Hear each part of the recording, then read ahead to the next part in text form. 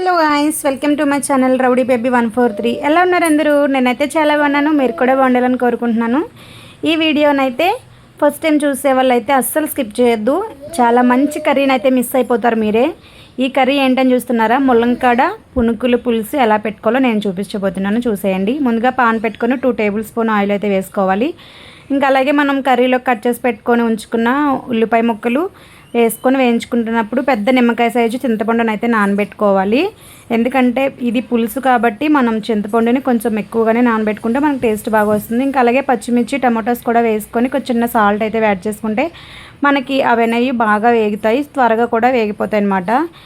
చూసారు కదా, టమాటీ ఉల్లిపాయ పచ్చిమిర్చి కూడా బాగా వేయించుకున్నాము. ఇంకా ఇలా అయిపోయిన తర్వాత కట్ చేసి పెట్టుకున్న మనం ములంకాడ ముక్కలు కూడా వేసుకుంటే అవి పచ్చివాసన పోయే వరకు కూడా అలా మీడియం ఫ్లేమ్లో పెట్టి మూతనైతే పెట్టేసుకుంటే ఫుల్గా అయితే డీప్ ఫ్రై అయిపోతాయి. ఇలా అయిపోయిన తర్వాత మనం 2 టేబుల్ స్పూన్ కారం, అలాగే నేను కొంచెం అల్లం వెల్లుల్లి పేస్ట్ అయితే తీసుకున్నాను. ఎందుకు అంటే మనకి టేస్ట్ కొంచెం మరింత బాగా వస్తుంది కాబట్టి.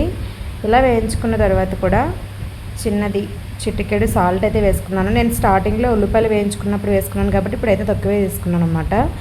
ఇంక ఇలా సాల్ట్ వేసిన తర్వాత కూడా కొంచెం వాటర్ అయితే వేసుకోవాలి. ఒక చిన్న గ్లాస్తో వాటర్ అయితే వేసుకొని ఆ వాటర్లో అయితే మనం తీసుకొని ఉంచుకున్న పునుకులు చూసారు కదా, ఇవైతే వేసుకోవాలి. ఇవి ఎందుకు వాటర్లో వేసుకుంటున్నాము అంటే పులుసులో వేస్తే మనకి డైరెక్ట్గా పులుసులో వేస్తే మనం తినే టైంకి మొత్తం పీల్చుకొని గట్టిగా అయిపోతుంది అనమాట. తినడానికైతే ఇంకా అస్సలు గ్రేవీ కూడా ఉండదు. ఇంకా అలా చింతపండు మొత్తం ఇలా రసం అయితే వేసేసుకోవాలి.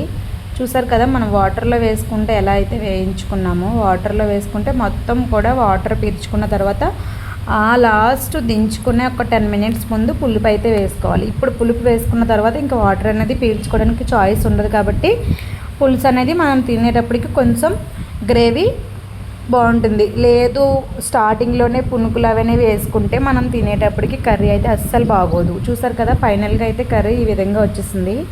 ఇంకా అలాగే కొంచెం కొత్తిమీర అయితే యాడ్ చేసుకున్నాను.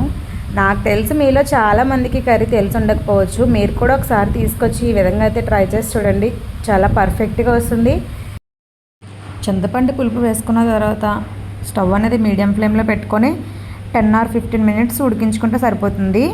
ఇంకా అలా స్టవ్ ఆఫ్ చేసుకొని ఇంకా ఫైనల్గా అయితే కొత్తిమీర అయితే యాడ్ చేసుకున్నాను. టేస్ట్ అయితే చాలా బాగా వచ్చిందని చెప్పేసి అయితే అన్నారు మా వారు. నాకైతే ఈ పునుకుల పులుసు ఎన్నిసార్లు తిన్నా సరే అస్సలు బోర్ కొట్టదు. నేను చెప్పిన విధంగా ట్రై చేసి చూడండి, చాలా టేస్టీగా అయితే పునుకుల పులుసు రెడీ అయిపోతుంది. కొత్తగా వండేవాళ్ళు కూడా చాలా ఈజీగా ఉండవచ్చు. ఇంకేమాత్రం లేట్ చేయకుండా వేడివేడి అన్నంలో ఇలా పునుకుల పులుసు వేసుకొని తింటుంటే వావ్, టేస్ట్ అయితే అదిరిపోయింది. ఫస్ట్ టైం చూసే వాళ్ళు అయితే ఛానల్ని సబ్స్క్రైబ్ చేసుకోండి. Thank you for watching. Like చేసేయండి. Bye bye.